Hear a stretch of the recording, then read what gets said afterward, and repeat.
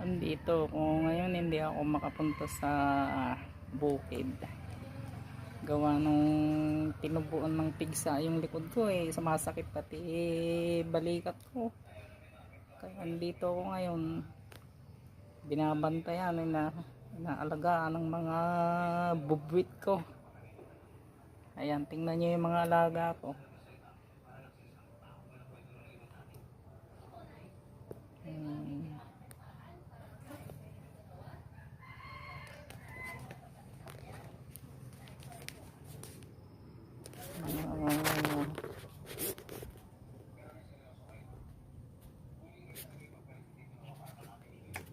Mga alaga ko yan.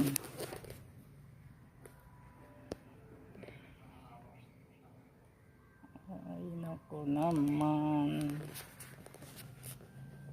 paano kaya yan? Ang sakit, pati balikat ko masakit. Kaya butit na katulog yung mga alaga ko. Ayan, ayan si Taguro. Hindi tulog-tulog lang kayo.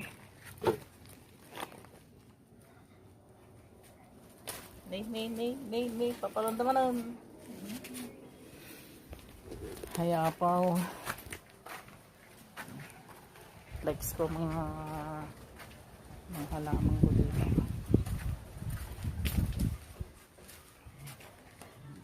Ito si Madur. Ito nanay ko. Nang. Oh. Ito nanay ko. Kaya ako nagsisikap na nagbablog para makatulong, may pambili ng kanyang gamit.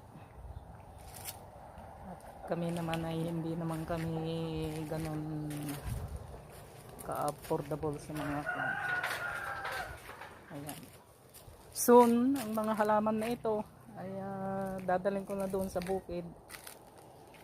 Ang daming bunga ng aking kalamansi.